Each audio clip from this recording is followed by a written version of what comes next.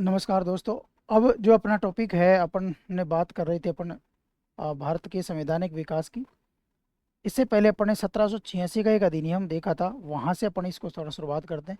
देखिए, ये जो चार्टर एक्टों की श्रृंखला है, ये क्यों आई है? धीरे धीरे नए नए एक्ट क्यों आते हैं? क्योंकि समय समय पर ये आवश्यकता महसूस होती है कि पुराने एक्ट में कुछ कमियां हैं, और उन्हीं कमियों को सुधार करने के लिए नए एक्टों का जन्म होता है। नए एक्ट लेकर के लाए जाते हैं ताकि जो पुराने एक्ट में जो कमियां रह गई हो उनको सुधारा जा सके। जो 1786 का जो अधिनियम था, उसमें अपन ने देखा था कि गवर्नर को कुछ विशेष मामलों में परिषद के निर्णयों को, गवर्नर जनरल को कुछ विशेष मामलों में जो परिषद थी, यानी स्टार्टिंग में हमने देखा था कि परिषद के निर्णय गवर्नर को बहुमत से लिए जाते थे, यानी गवर्नर के पास अकेले कुछ पावर नहीं थे। बाद में आवश्यकता महसूस हुई, कॉर्नवालिस ने कहा भाई मैं तो काम नहीं कर सकता ऐसे, मुझे यदि आप गवर्नर जनरल बनाना चाहते हो तो मुझे ये दोगे। तो 1786 के अधिनियम में किया गया, यहाँ पे उसी श्रृंखला को आगे बढ़ाया गया। और जो परिषद के निर्णय थे, परिषद के निर्णयों को अधिभावी यानी सुपरसीड करने का जो अधिकार था, इसका विस्तार कर दिया गया। विस्तार का मतलब अब ये गवर्नरों को भी दे दिया गया, गवर्नरों को भी दे दिया गया। तो यानी एक चीज़ ये चेंज हुई, जो परिषद के निर्णय थे उनको अधिभावी सुपरसीड करने का जो राइट था, अब वो गवर्नरों को भी दे दिया गया। पहले ये गवर्नर जनरल के पास था कुछ विशेष मामलों में, अब वो गवर्नरों के पास भी चला गया। पहला परिवर्तन आपको ये देखने को मिलेगा। फिर दूसरा जो कि लगातार मिलेगा, क्योंकि हमने ये देखा कि कंपनी का जो व्यापारिक एकाधिकार है, वो व्यापारिक एकाधिकार 1773 के रेगुलेटिंग एक्ट से उसको ऐसे कहते हैं कि आपको 20 साल के लिए हम देते हैं। तो 1773 से अब कब आ गया? 1793 आ गया। अब 1793 में वापस कंपनी कहेगी भैया मैं, हमारा जो व्यापारिक एकाधिकार है वो बढ़ाओ। व्यापारिक एकाधिकार तो समझ गए होंगे कि ब्रिटेन से केवल कंपनी ही भारत में व्यापार कर सकती है, और दूसरी कंपनी, दूसरी संस्था, कोई व्यक्ति निजी व्यापार भी भारत में नहीं कर सकता। ब्रिटिश व्यक्ति, केवल ब्रिटेन की कंपनी को ही भारत में व्यापार करने का एकाधिकार प्राप्त है। इसी को एकाधिकार कहते हैं। 1793 के एक्ट में, अब तक तो कंपनी थी, जब से कंपनी भारत में आई थी तब से लेकर के 1773 तक वही चलती आ रही थी। लेकिन 1773 में रेगुलेट करके कहा कि 20 साल ही देंगे हम। 20 साल बाद में फिर कंपनी का व्यापारिक एकाधिकार था, व्यापारिक एकाधिकार एकाधिकार था, इसको फिर 20 वर्ष के लिए बढ़ा दिया गया। 20 वर्ष के लिए बढ़ा दिया गया। अब 1793 से लेकर के 1813 तक हो गया है, ये मैं समझिए आप। यानी अब कंपनी को कह दिया ठीक है, आपके व्यापारिक एकाधिकार को हम 20 साल और बढ़ाते हैं। देखिए, सिचुएशन जैसी अपन समझ रहे हैं, जितना इजी मैं बोल रहा हूँ उतनी इजी सिचुएशन उस समय नहीं थी, क्योंकि कंपनी के ऊपर ब्रिटेन का व्यक्तियों का, ब्रिटेन की और कंपनियों का, ब्रिटेन के जो प्रसिद्ध व्यक्ति थे या जो ब्रिटिश राजनीति में अपना प्रभाव रखते थे, उनका इतना ज़्यादा प्रेशर था ब्रिटिश संसद के ऊपर कि आप कंपनी के व्यापारिक एकाधिकार को हटाइए। इस समय धीरे धीरे ब्रिटेन में औद्योगिक क्रांति का चरण चल रहा था, औद्योगिक क्रांति के बीज बोए जा रहे थे, औद्योगिक क्रांति धीरे धीरे फलित होने वाली थी। तो और लोगों ने सोचा कि भाई हम क्यों नहीं व्यापार कर सकते। लेकिन फिर भी अंततः, क्योंकि ये एक तरह से गेमिंग हुई वहाँ पे, और जो कंपनी थी, कंपनी इस गेमिंग में जीती, ठीक है ना, और गेमिंग में जीती और जीत करके वो सफल रही 20 साल और अपने व्यापारिक एकाधिकार को बढ़ाने के लिए। यानी अब 1813 तक कंपनी को फिर से भारत में व्यापारिक एकाधिकार का अधिकार मिल जाता है। 1813 के एक्ट में अपन देखेंगे कि क्या चेंजेज होगा।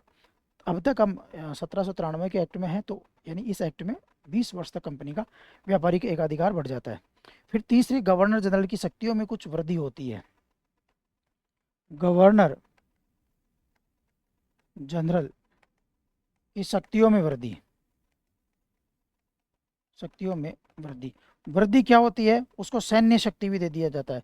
सेना का सर्वोच्च कमांडर उसे बना दिया जाता है। सर्वोच्च कमांडर वो हो जाता है, कमांडर एक तरह से। यानी सैन्य शक्ति अब गवर्नर जनरल के अधीन कर दी जाती है। यानी भारतीय सेनाओं का सर्वोच्च नियंत्रण उसे दे दिया जाता है। यानी यहाँ पर अपन कह सकते हैं कि भारतीय सेना का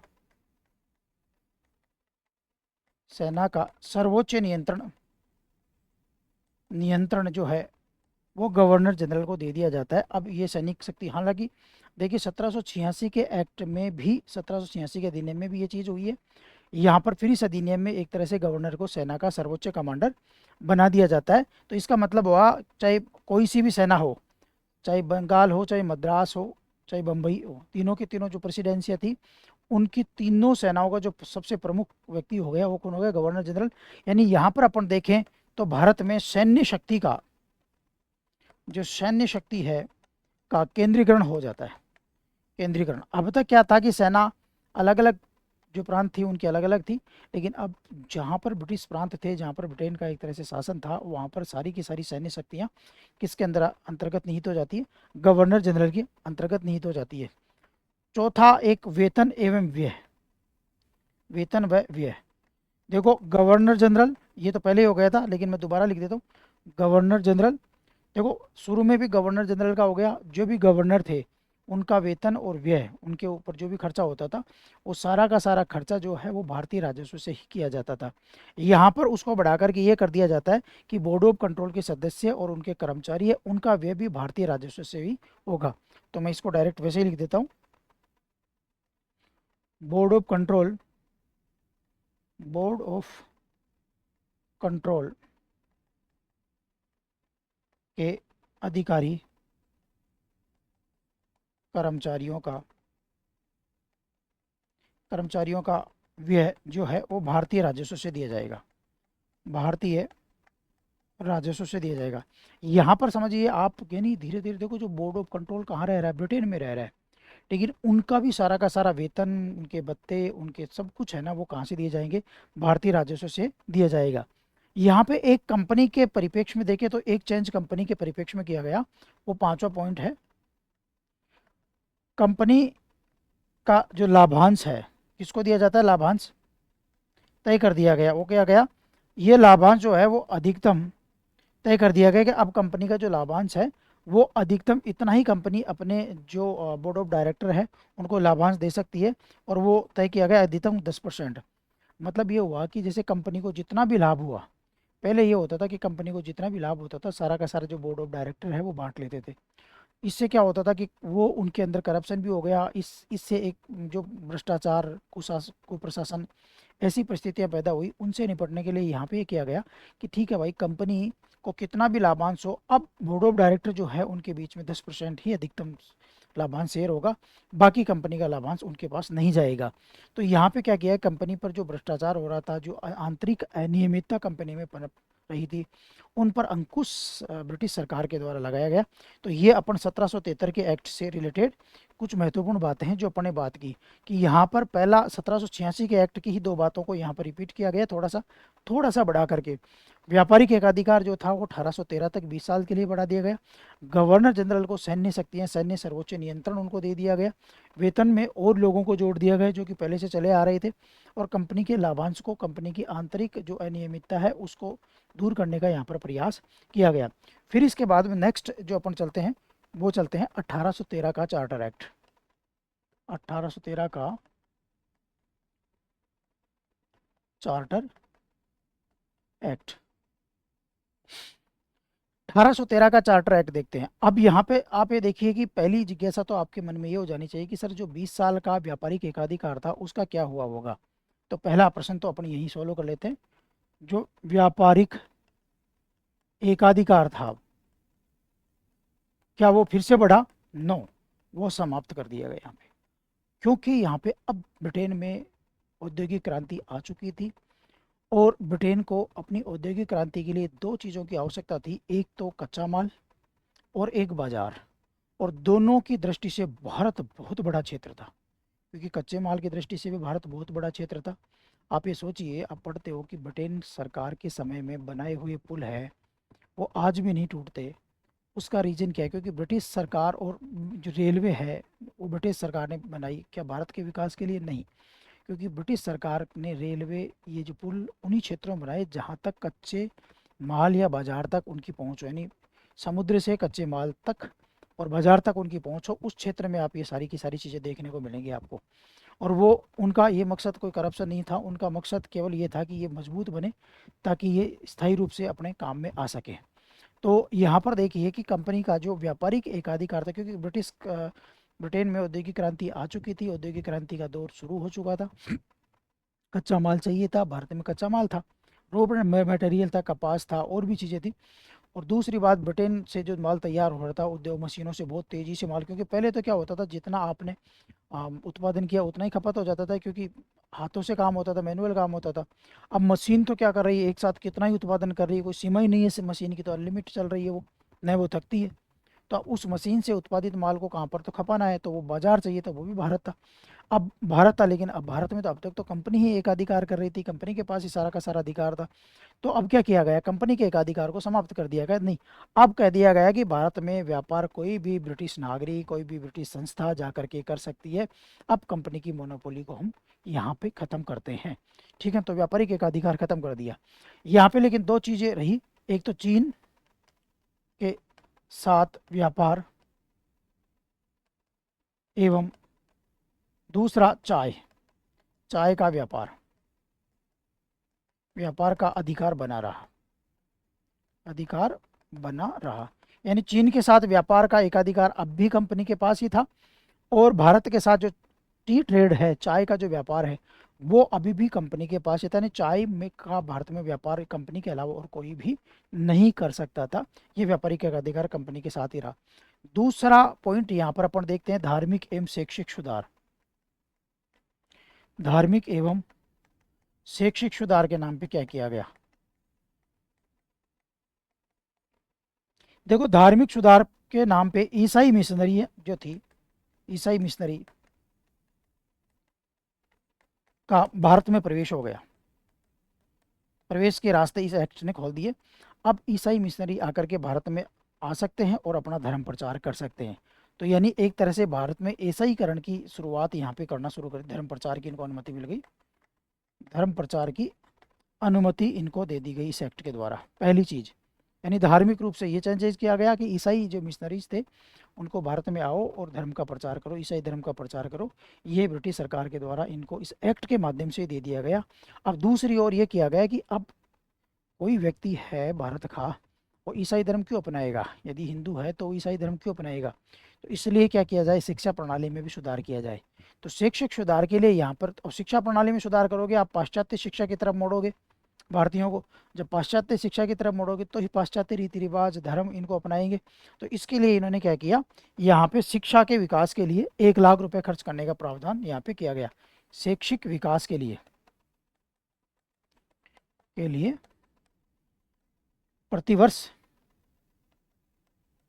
1 लाख रुपए खर्चे का प्रावधान किया गया यहाँ पे। यानी शैक्षिक विकास के लिए क्या किया जाएगा, हर साल 1 लाख रुपए खर्चा किया जाएगा। और यानी यहाँ पर मैं कह सकता हूँ कि पाश्चात्य शिक्षा की नींव एक तरह से डालने का प्रयास यहाँ पे किया गया है, ठीक है। फिर इसके बाद में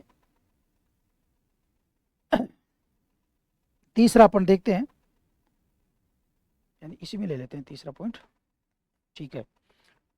तीसरा देखते हैं कि कंपनी का जो शासन अधिकार है, देखो एक तो था व्यापारिक एकाधिकार, उसको तो यहाँ पे ख़त्म कर दिया गया, लेकिन कंपनी के शासन अधिकार को फिर से अगले 20 वर्षों के लिए दे दिया गया।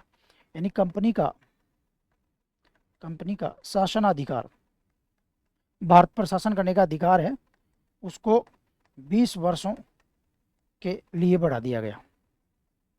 देखो अब यहाँ पे अब तक तो व्यापारिक एकाधिकार बढ़ेगा, फिर अब मैं यहाँ पे एक साथ ही बता देता हूँ, कंपनी का अब शासन अधिकार की बात की जाएगी। कंपनी जो भारत में शासन कर रही है वो अधिकार हम 20 साल और बढ़ाते हैं।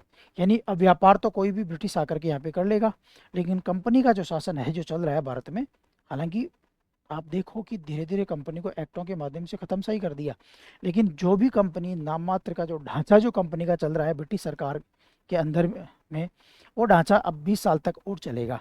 फिर 1833 का एक्ट आप पढ़ोगे तब अपन वहाँ देखेंगे कि इसको फिर 20 साल के लिए बढ़ा दिया जाता है।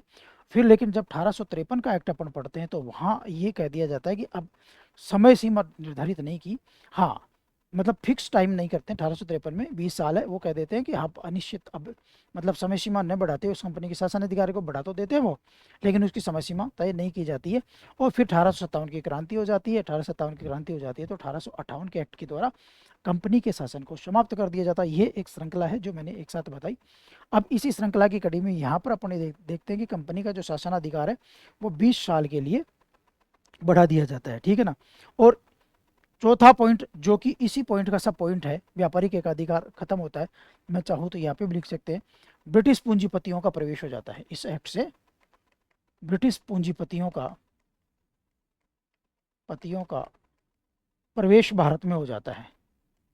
यानी यहाँ से देखो, इस एक्ट में जैसे ही व्यापारी एकाधिकार खत्म करते हैं तो वहीं से ब्रिटिश पूंजीपतियों का भारत में प्रवेश हो जाता है, और ये जो दौर था वो उपनिवेशी पूंजीवाद का दौर शुरू हो जाता है।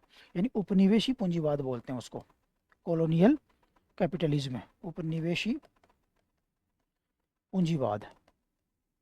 उपनिवेशी पूंजीवाद का दौर यहाँ से शुरू हो जाता है। क्यों? क्योंकि यहाँ पर कंपनी जो था, कंपनी का व्यापारी का एकाधिकार खत्म करोगे। क्यों?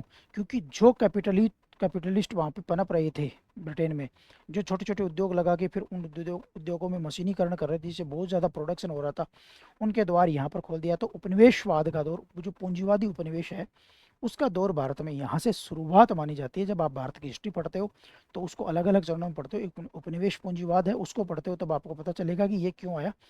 तो यहाँ पर उस एक्ट को, यहाँ पर उस दौर की शुरुआत को हम मानते हैं। तो ये अपन ने बात की 1813 के चार्टर एक्ट की। इसके बाद में अपन देखते हैं 1833 का चार्टर एक्ट। 1833 का चार्टर एक्ट, 1833 का चार्टर एक्ट देखो। 1833 का जो चार्टर एक्ट है वो भारत में केंद्रीकरण की शुरुआत तो 1813 से शुरू हो जाता है, 1773 से शुरू हो जाती है। लेकिन 1833 के चार्टर एक्ट के लिए कहा जाता है कि केंद्रीकरण का पीक पॉइंट ये माना जाता है, मतलब बहुत ज़्यादा केंद्रीकरण हो जाता है। देखते हैं कैसे। ये चार्टर एक्ट भी क्यों लाया गया है? क्योंकि 1813 के चार्टर एक्ट में कुछ कमियां थी, उनको सुधार। आप देखो लगातार कुछ ना कुछ नई चीज़ें कहानी की तरह पढ़ोगे तो काफ़ी इंटरेस्टिंग होगा और मज़ा भी आएगा। अब यहाँ पे देखा गया कि जो बंगाल का जो governor general of India, Bengal का जो गवर्नर जनरल था, क्योंकि यहाँ तक आते आते आप देखो भारत में बहुत सारे और क्षेत्र थे जो कंपनी ने अपने अधीन मिला लिए थे, बहुत सारे क्षेत्रों को जीत लिया था। अब जीत लिया तो इसका मतलब हुआ कि अब कंपनी का क्षेत्र बहुत बड़ा हो गया। अब तो, अभी तक तो उसको बंगाल का गवर्नर जनरल कहते थे, अब उस बंगाल के गवर्नर जनरल को गवर्नर जनरल ऑफ इंडिया कहा जाने लगा, क्योंकि इंडिया का बहुत बड़ा क्षेत्र जो था वो कंपनी के अधीन आ गया। तो अब जब इतना बड़ा क्षेत्र कंपनी के अधीन आ गया, तो यानी अब उतने बड़े क्षेत्र को कंपनी के अधीन लाने के लिए एक एक्ट के माध्यम से एक विधिवत उसको प्रवेश करवाना था, और उसी लिए ये चार्टर एक्ट लाया गया। तो यहाँ पे भारत का गवर्नर जनरल पहला जो है पद है, भारत का गवर्नर जनरल। कौन? बंगाल के गवर्नर जनरल को, बंगाल के गवर्नर जो जनरल है, इसको क्या कहा जाने लगा? गवर्नर जनरल ऑफ इंडिया, जीजीआई कह देता हूँ मैं। यानी बंगाल का जो गवर्नर जनरल है, अब GGI governor general of India हो गया। और भारत का पहला गवर्नर जनरल ऑफ इंडिया था Lord William Bentinck. Lord William Bentinck Bentinck ये भारत के first governor general of India थे। ठीक है, ये ध्यान रखना, बंगाल का पहला गवर्नर, बंगाल का पहला गवर्नर जनरल, और भारत का पहला गवर्नर जनरल। तो ये चीज़ें थोड़ी सी ध्यान रखना। जैसे वॉरेन हेस्टिंग्स भी अपने पढ़ा, तो ये चीज़ें कई बार, फिर वायसराय का पद आएगा तब अपन पहले वायसराय की बात करेंगे। तो ये पहले भारत के गवर्नर जनरल बने, और इन्हें पूरे भारत में, जो भी ब्रिटिश भारत था, उस पूरे भारत में अधिकार मिलना ही है, क्योंकि नाम ही इनका गवर्नर जनरल ऑफ इंडिया है, तो फिर इनको भारत का सर्वोच्च शासक अपन मानेंगे ही। ये ऑटो अंडरस्टूड है, ये आपको ध्यान में रखना है। फिर दूसरा, इस गवर्नर जनरल को कानून निर्माण की शक्ति भी दे दी गई। कानून निर्माण की शक्ति भी दे दी गई। ये देखो, ये भी इंटरेस्टिंग चीज़ है। लॉ मेकिंग पावर यहाँ पर इनको दे दी जाती है। पहले जो गवर्नर थे वो एक तरह से भारत के प्रशासन के लिए उत्तरदायी थे। यहाँ पे क्या किया गया कि गवर्नर जनरल की जो परिषद थी उसमें एक विधि सदस्य को शामिल किया गया। तीन चार बातें मैं बता देता हूँ कि यहाँ पे गवर्नर जनरल की जो परिषद है, इस परिषद में गवर्नर जनरल भी है पूरे भारत के लिए। पूरे भारत का मतलब ये मैं समझ लेना कि जो राजा है उनकी साथ बात कर रहा हूँ मैं यहाँ पे, वो बात कर रहा हूँ जो क्षेत्र ब्रिटिश सत्ता के हैं, जहाँ पर ब्रिटिश की हुकूमत है, जहाँ पर जो ब्रिटेन की डायरेक्ट इनडायरेक्ट कैसे भी नियंत्रण में, उस क्षेत्र की मैं बात कर रहा हूँ। तो उसको पूरे ब्रिटिश भारत कर देते हैं अपन। ब्रिटिश भारत के लिए कानून बनाने, कानून बनाने का अधिकार दे दिया गया। अब तक गवर्नर जनरल की जो परिषद थी एक तरह से वो हो गई कार्यकारी परिषद थी, एग्जीक्यूटिव, वो कानूनों को इम्प्लीमेंट करती थी। जैसे अपन पढ़ते हैं ना कार्यपालिका और विधायिका, तो कार्यपालिका में कौन होती है, कैबिनेट पढ़ते हैं अपन, मंत्री परिषद पढ़ते हैं। तो अब तक एक तरह से वो गवर्नर जनरल की जो परिषद थी वो मंत्री परिषद का काम कर रही थी। अब वो विधायिका का भी काम करने लगी, अब वो कानून बनाने का भी काम करने लगे। किससे? 1813 के एक्ट से, ठीक है ना। यानी गवर्नर जनरल की जो ये परिषद है वो कानून बनाने वाली संस्था बन गई। यानी गवर्नर जनरल की इस परिषद को लेजिस्लेटिव बॉडी भी अपन कह सकते हैं। तो ये जो बॉडी है वो लेजिस्लेटिव बॉडी हो गई आपसे, ठीक है ना, बॉडी भी ये बन गई। यानी गवर्नर जनरल की परिषद है वो क्या बन गई, एक लेजिस्लेटिव बॉडी बन गई, ये कानून बनाने वाली संस्था बन गई। यानी हम ये भी कह सकते हैं कि पहली केंद्रीय विधायिका भी बन गई, ठीक है ना, यानी केंद्रीय विधायिका के रूप में भी काम करेगी। तो इसको अपन ये भी कह सकते हैं कि ये प्रथम केंद्रीय विधायिका भी बनी। हालांकि देखो 1853 का जो एक्ट अपन पढ़ेंगे उसमें पहली बार कार्यपालिका, अब तक तो ये संस्था दोनों है एक ही काम कर रही है। मतलब समझो गवर्नर जनरल की जो परिषद है, इस परिषद में जितने सदस्य चले आ रहे हैं उनमें एक सदस्य और जोड़ दिया गया, जिसको कहा गया विधि सदस्य। अब जब भी ये संस्था कानून बनाती तब वो विधि सदस्य इसमें रहता। तो यानी ये संस्था कानून बनाने और ये संस्था कानून का इम्प्लीमेंट करने का काम किया। लेकिन बाद में 1853 में, दोनों चीज़ें मैं एक साथ इसलिए बता रहा हूँ कंपैरिजन आपका हो जाएगा, बाद में 1853 में इसमें कार्यपालिका और विधायिका को अलग कर दिया गया। यानी गवर्नर जनरल की परिषद के दो भाग कर दिए गए, एक भाग जो कानून बनाएगा, एक भाग जो कानूनों को लागू करेगा। यानी जब कानून बनाएगा तब वो विधायिका, तो यानी सेपरेशन जो हुआ ना वो 1853 से हुआ, न कि 1833 से। लेकिन पहली बार गवर्नर जनरल की परिषद भी विधायिका का काम करने लगी। पहली केंद्रीय विधायिका कौन बनी, वो 1833 के एक्ट में। तो थोड़ा सा आपको अंतर यहाँ पे करना पड़ेगा, थोड़ा थोड़ा इसको समझाना पड़ेगा। और इस परिषद में एक कानून सदस्य भी बनाया गया, एक कानून सदस्य की भी नियुक्ति की गई, और वो प्रथम व्यक्ति था, वो था लॉर्ड मैकाले। लॉर्ड मैकाले, तो लॉर्ड मैकाले भारत का पहला विधि सदस्य था, लो मेंबर था, जिसको गवर्नर जनरल की परिषद में रखा गया। और इसके आने के बाद में गवर्नर जनरल की परिषद की भूमिका दोहरी हो गई, एक कानून बनाने का काम भी इसका हो गया और एक कानून को एग्जीक्यूट करने का काम भी इसका हो गया, ठीक है। फिर इसके साथ साथ अब कानून बनाने का काम हो गया, तो अब जो भी भारतीय कानून थे, जितने भी भारतीय कानून थे, इन भारतीय कानूनों को संहिताबद्ध करने के लिए, जैसे हिंदुओं से रिलेटेड बिल है तो हिंदू कोड बिल, यानी हिंदुओं से रिलेटेड कानूनों को एक जगह, मुस्लिम से रिलेटेड अलग अलग धर्मों से कानून को एक जगह, और बाकी सिविल जो कानून है उनको एक जगह करने के लिए एक विधि आयोग का गठन किया गया। यहाँ पे एक law commission, Indian law commission के गठन का प्रावधान किया गया, विधि आयोग, भारतीय विधि आयोग। पेज नेक्स्ट ले लेते, कितने पॉइंट हो गए इसके, 2 में हो गया ना, तीसरा पॉइंट बना लेते हैं। विधि आयोग, भारतीय विधि आयोग, विधि आयोग का प्रावधान इसमें किया गया, इंडियन लॉ कमीशन यानी भारतीय विधि आयोग। और भारतीय विधि आयोग के पहले अध्यक्ष थे वो थे मेकाले, यानी मेकाले की अध्यक्षता में, मेकाले की अध्यक्षता में। और इस विधि आयोग का जो कार्य था वो ये था, भारतीय कानूनों का संहिताकरण, कोडिफिकेशन, यानी एक जगह करना उनको, ये समझ लो आप। और इसी विधि आयोग के बाद ही ये जो अपन पढ़ते हैं आईपीसी, सीआरपीसी, ये जो पढ़ते हैं ये विधि आयोग की ही देन है कि उसके बाद में आईपीसी, सीआरपीसी जैसे कोड भारत में आए, और बाद में अब इन्हें भारतीय न्याय संहिता, ठीक है ना, अलग और नए नामों से संबोधित किया जाने लगा, जैसा हमको पता है कि अभी सरकार के द्वारा उनका नाम चेंज कर दिया गया। तो यहाँ पर भारतीय विधि आयोग का गठन किया गया। फिर इसके बाद में अब ये कहा गया भाई कंपनी आपको थोड़े बहुत व्यापार तो दे ही रहे थे हम, अब आपके सभी व्यापारिक कार्यों को समाप्त करते हैं, सभी व्यापारिक कार्यों का अंत कर दिया गया कंपनी के। अब कंपनी के पास कोई व्यापारिक कार्य नहीं है। अब जो भारत की जो ईस्ट इंडिया कंपनी है उसके सभी प्रकार के जो व्यापारिक कार्य हैं उनको यहाँ पे समाप्त कर दिया जाता है। अब देखो श्रृंखला देखो, पहले 1773 में 20 साल के लिए कहा गया 20 साल के लिए आपका ही व्यापारिक एक अधिकार है, ऐसे कहानी की तरह याद किया करो। फिर 20 साल कब होते हैं, 1793 में। फिर कंपनी को कहा कि ठीक है एक बार और 20 साल बढ़ाते हैं, फिर आ गया 1813, तो कहा भाई अब नहीं बढ़ाएंगे, आपके व्यापारिक अधिकार को समाप्त करते हैं, कंपनी कहीं कुछ तो दे दो। तो कंपनी को कहा चलो चाय का व्यापार हम दे देते हैं, चीन के साथ आपको व्यापार दे देते हैं। 33 के एक्ट में कहा कि भाई चाय के व्यापार को भी हम खत्म करते हैं, आपके सारे के सारे व्यापारी कार्य हैं उनको हम अंत करते हैं। यहाँ पर एक बात और ध्यान रखना, नागरिक समानता की बात की गई, ये इंपॉर्टेंट चीज, नागरिक समानता की भी इस एक्ट में बात की गई 1833 के चार्टर एक्ट में। उसमें कहा गया किसी भी व्यक्ति को रंग, जाति या जन्म के आधार पर भेदभाव नहीं किया जाएगा। ये इस एक्ट में लिखा हुआ है, किसी भी व्यक्ति को रंग, जाति के आधार पर भेदभाव नहीं किया जाएगा।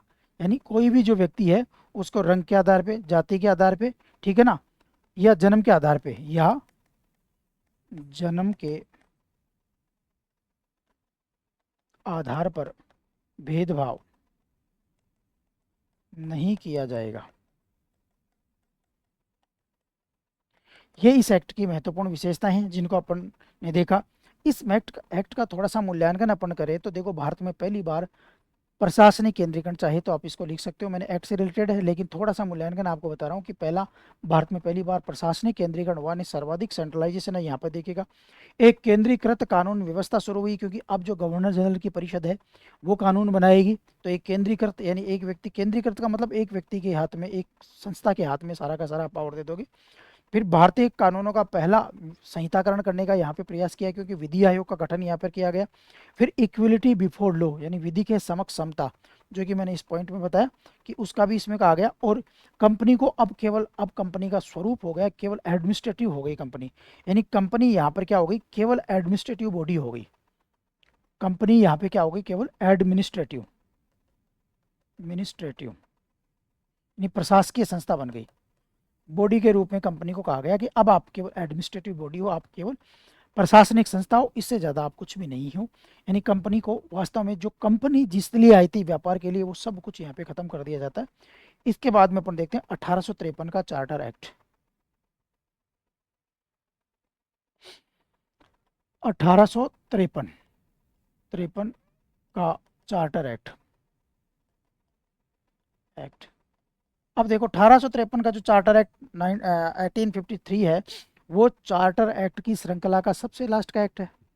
यानी जितने भी चार्टर एक्ट अपन ने पढ़े हैं उसमें सबसे लास्ट का चार्टर एक्ट, इसी को कहा जाता है चार्टर एक्ट की श्रृंखला का, ठीक है ना। अब यहाँ पे इस एक्ट में क्या क्या परिवर्तन किया गया वो अपन देखते हैं। अब पहला तो हम ये देखते हैं, कंपनी के शासन के अधिकार को 20 वर्ष के लिए बढ़ाया गया। पीछे से जोड़ो, तो कंपनी का शासन अधिकार यहाँ पर क्या किया जाएगा, तो पहला पॉइंट लिखते हैं, कंपनी का शासनाधिकार कब तक के लिए, यानी 1833 में तो 20 साल के लिए था, तो 1853 आ गया, ठीक है ना। अब 1853 में क्या 20 साल के लिए बढ़ाया गया, तो ये अपन ने कुछ देर पहले बात की थी, नहीं, ठीक है ना, बिना समय सीमा तय किए बढ़ाया गया, बिना समय सीमा तय किए बढ़ाया। अब बढ़ा तो दिया गया लेकिन टाइम पीरियड डिसाइड नहीं किया गया 20 साल, नो। अब कभी भी सरकार को जब लगेगा, ब्रिटिश सरकार को, उस दिन ही इसके शासन को खत्म कर देंगे, जैसा कि 1858 के एक्ट के द्वारा खत्म किया गया, पहली बात, ठीक है ना। दूसरी बात जो सबसे इंपॉर्टेंट है इसकी, जिसको मैंने पहले ही बता दिया, विधायिका व कार्यपालिका का पृथक्करण कर दिया गया। सेपरेशन और पावर इसको कहते हैं, सेपरेशन ऑफ पावर, यानी सेपरेशन ऑफ पावर इसको कहते हैं, सेपरेट ऑफ लेजिस्लेटिव, यानी विधायिका को, कार्यपालिका को पृथक कर दिया। अब गवर्नर जनरल की जो परिषद थी उसके दो पार्ट हो गए, गवर्नर जनरल की परिषद थी उसके दो पार्ट हो गए, एक तो विधायिका और एक हो गया उसका कार्यपालिका, ठीक है ना।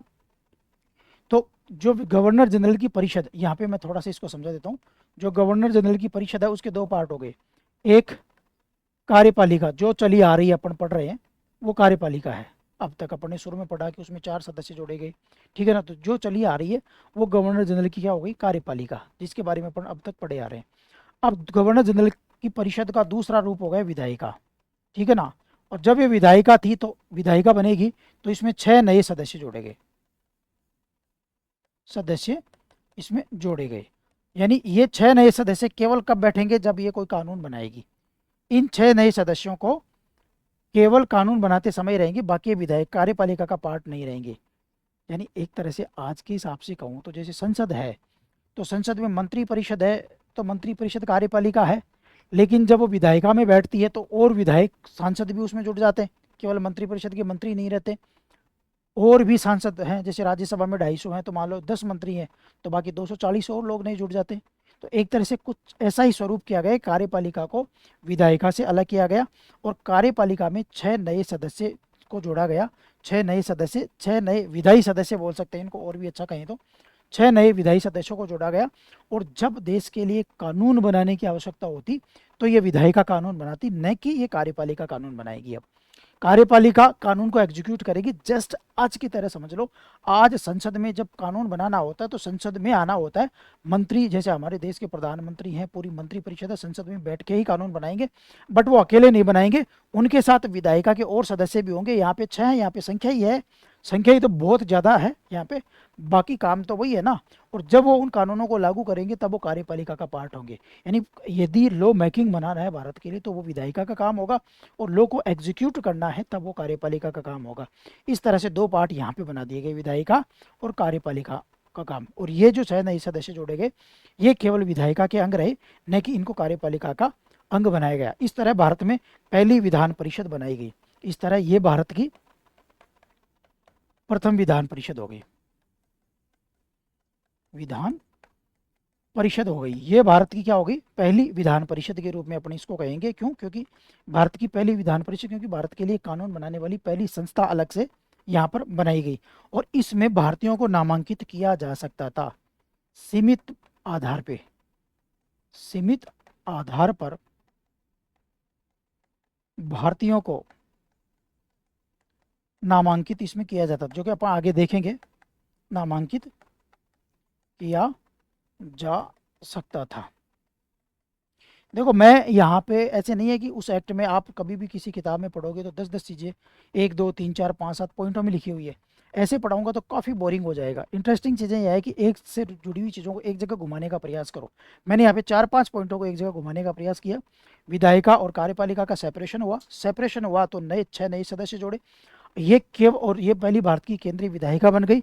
और इसमें भारतीयों का प्रवेश भी हुआ, लेकिन वो भारतीयों के प्रवेश की सीमित था। वो भारतीयों का अल्टीमेट प्रवेश नहीं था कि कोई भारतीय आ सकता है, सीमित मात्रा में। हालांकि देखो शुरू में कुछ भी दिया जाता है तो बहुत सीमित ही होता है, धीरे धीरे हम उंगली पकड़ते हैं फिर पोंछा पकड़ना शुरू कर देते हैं, तो वो हमारी स्थिति है ही, हम जानते हैं। लेकिन वो शुरू में थोड़ा थोड़ा दिया जाता है। अब इसके बाद में देखिए, इसमें सिविल सेवा परीक्षा, यहाँ पे ये भी एक इम्पोर्टेंट है कि भारत में जो सिविल सेवा परीक्षा है उसकी शुरुआत भी 1853 के एक्ट के द्वारा मानी जाती है, सिविल सेवा सुधार। नेक्स्ट पॉइंट ले लेते हैं। पॉइंट कितने हो गए आपके, 2 ही हुए हैं क्या? तीसरा पॉइंट है सिविल सेवा परीक्षा, सिविल सेवा सुधार कह देते हैं इसमें। भारत में सिविल सेवा का सुधार हुआ। पहली बार ये हुआ कि प्रतियोगी परीक्षाओं की व्यवस्था की गई। अब तक क्या होता था कि ब्रिटेन के जो व्यक्ति बना दिए गए वही बना दिए गए आईएएस।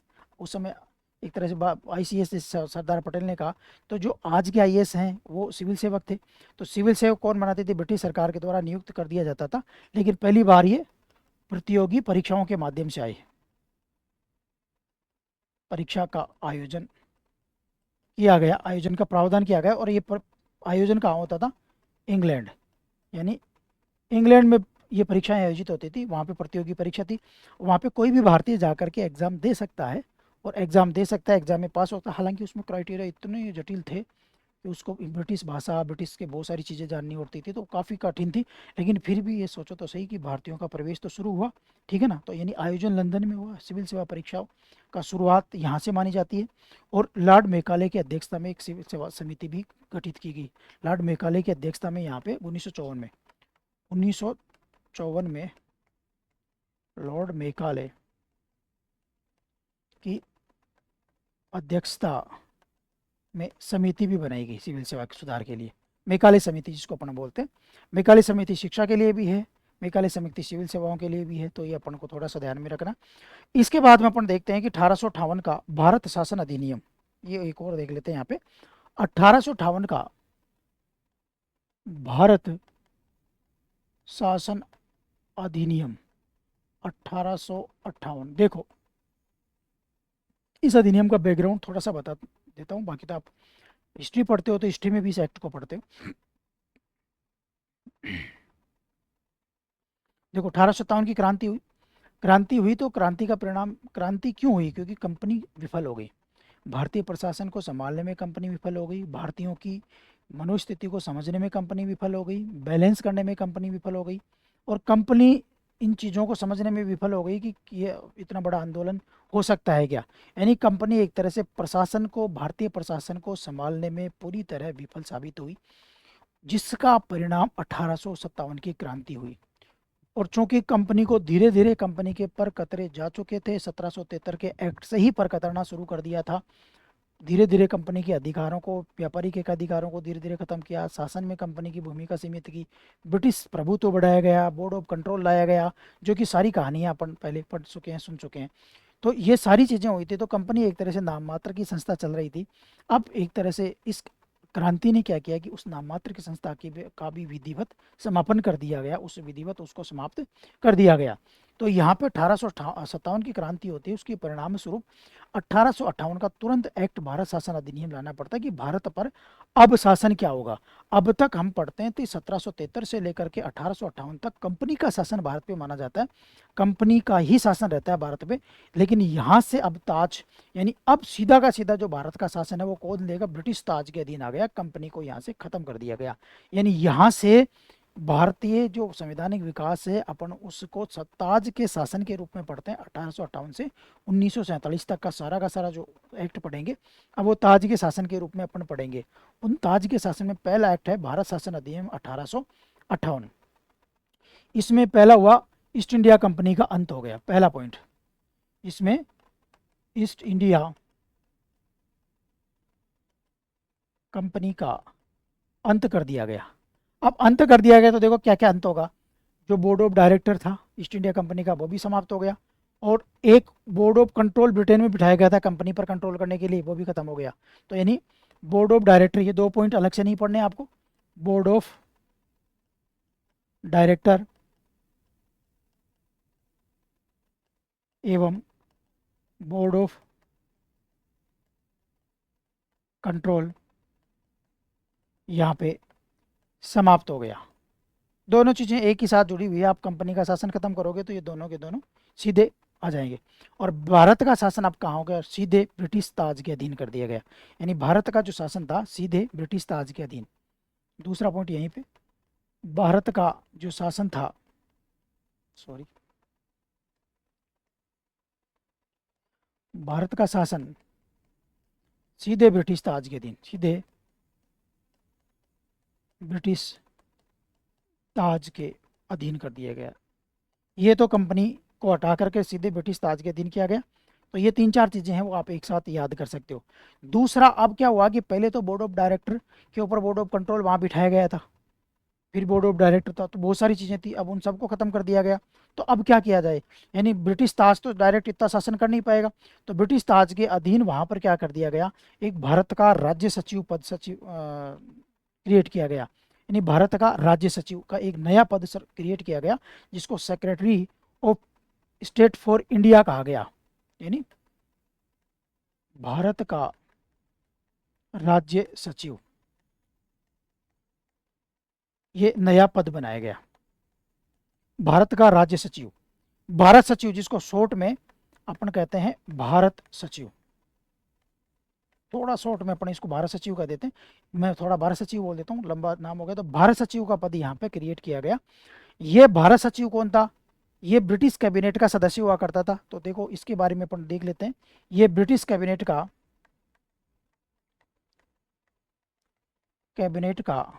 सदस्य हुआ करता था, यानी एक तरह से कैबिनेट मंत्री था। ये कैबिनेट का सदस्य तो कौन होगा? मंत्री होगा। तो ये सांसद था, और जो सरकार सत्ता में रहती वो सरकार बनाएगी, तो उस कैबिनेट का मंत्री था ये, और ये भारत सचिव था। और देखिए, क्योंकि ब्रिटेन का बहुत सारे देशों पे राज था, तो अलग अलग के लिए एक एक कैबिनेट मंत्री को एक तरह से, उस जैसे मान लो अफ्रीका में है तो अफ्रीका का सचिव हो गया, यहाँ का है तो वहाँ का सचिव हो गया, तो अलग अलग है, चाइना में है तो चाइना का सचिव हो गया। तो ऐसे ही ब्रिटिश कैबिनेट का ये भारत सचिव सदस्य हुआ करता था, और इस भारत सचिव का एक नया पद यहाँ पे सृजित किया गया। और ये जो क्योंकि ब्रिटिश कैबिनेट का सदस्य है तो ये ब्रिटिश पार्लियामेंट, ब्रिटिश संसद के प्रति उत्तरदायी था, ब्रिटिश संसद के प्रति उत्तरदायी था ये। केवल, मैं केवल और वर्ड लिख रहा हूँ। आप एक बात सोचो खुद कि जब ब्रिटेन की संसद है, ब्रिटेन की संसद से क्या बनेंगे, सांसद बनेंगे, और सांसद में जो पार्टी बहुमत में वो सरकार बनाएगी, सरकार जो बनाएगी उसे कैबिनेट मंत्री बनेंगे। अब जब मंत्री बनेंगे तो किसके प्रति उत्तरदायी होगा, संसद के प्रति होगा। तो ये जो व्यक्ति था वो केवल ब्रिटिश संसद के प्रति उत्तरदायी था और किसी के प्रति उत्तरदायी नहीं था। और भारत से जुड़े संपूर्ण मामलों का नियंत्रण यही करता था। यानी जो भारत सचिव था ये भारत से जुड़े संपूर्ण मामलों का नियंत्रण करता था। क्योंकि इसको जब भारत का सचिव बना दिया गया तो भारत के देखो इसका पद गवर्नर जनरल से ऊपर था, ये ध्यान रखना। गवर्नर जनरल तो यहाँ पे वो एक व्यक्ति हो गया जो इसके प्रति उत्तरदायी था, इसको कहता था, फिर ये ब्रिटिश संसद को कहता था। यानी एक तरह से गवर्नर जनरल से ये ऊपर था पद में, गवर्नर जनरल इसके नीचे नहीं। इसलिए आप देखो मोंटेग्यू चेम्सफोर्ड पढ़ोगे, मार्ले मिंटो सुधार पढ़ोगे, तो पहला वे जो मार्ले है और मिंटो है, तो मार्ले कौन था, भारत सचिव, मिंटो कौन था, गवर्नर जनरल। तो पहले भारत सचिव का नाम आएगा क्योंकि वो पद में बड़ा है, तो प्रोटोकॉल के हिसाब से पहले उसका, फिर उसके बाद में दूसरे का। आप इन सुधारों में भी ये चीज़ देखने को मिलोगे, वैसे मैंने याद करने के हिसाब से भी आपको बता दिया। तो ये भारत से जुड़े संपूर्ण मामलों पर नियंत्रण करता था, यानी सारे के सारे जो भारतीय मामले थे अब इसके अधीन कर दिए गए। फिर ये कहा गया भाई ये ब्रिटिश कैबिनेट का मंत्री सदस्य, तो अब इसकी सलाह के लिए एक सलाहकार परिषद यानी भारतीय परिषद बनाई गई। इसके लिए एक सलाहकार जिसको भारत परिषद बनाई गई। ये 15 सदस्यीय थी, 15 सदस्यीय सलाहकार परिषद बनाई जो इसको क्या देगी, सलाह देगी मामलों में कि किस तरह से शासन करना है, भारत से जुड़े हुए मामलों को किस तरह से देखना है, और भारत से जुड़े हुए मामलों में क्या प्रॉब्लम आ रही है, क्या चीज़ें हो रही है, किस तरह से तरक्की है, या क्या समस्याएं आ रही है, किस तरह से और सुधार किया जाना चाहिए, उस सभी मामलों में ये सलाहकार परिषद है वो इसको क्या नाम सलाह देगी।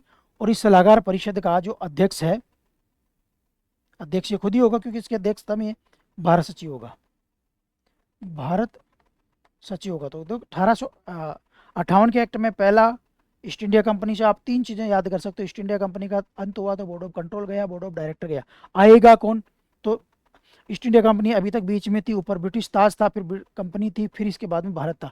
अब कंपनी हट गई तो भारत का शासन सीधा ब्रिटिश ताज के अधीन। अब दूसरा, क्योंकि भारत ब्रिटेन में पार्लियामेंट है तो पार्लियामेंट से एक व्यक्ति को भारत सचिव बना दिया गया। भाई आप ये देखोगे कि भारत से जुड़े हुए मामले आप देखोगे और आपकी सलाह के लिए एक 15 सदस्यीय परिषद बनाई जाती है। दूसरा ये हो गया। तीसरा पॉइंट अपन यहाँ पे लेते हैं, वाइसराय सराय। जो गवर्नर जनरल है अब उसको वाइसराय भी कहा जाने लगा, अब तक कहा नहीं जाता था। वाइसराय यानी एक तरह से ब्रिटिश ताज के प्रति उत्तरदायी हो गए। आपको मैं ये कहूँ कि अब तक गवर्नर जनरल को गवर्नर जनरल ही कहा जाता था, लेकिन अब उसको वाइसराय भी कहा जाने लगा। अब एक व्यक्ति 2 नामों से संबोधित किया जाने लगा।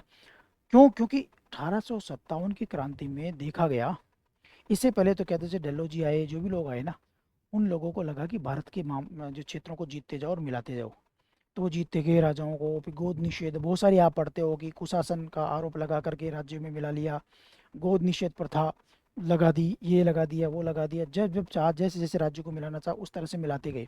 लेकिन जब 1857 की क्रांति हुई और क्रांति में ये देखा गया कि बहुत सारे राजाओं ने अंग्रेजों का साथ दिया, और जो इसके पहले वॉइसराय थे लॉर्ड कैनिंग, मैं नाम भी लिख देता हूँ, प्रथम जो फर्स्ट भारत के वॉइसराय बने लॉर्ड कैनिंग।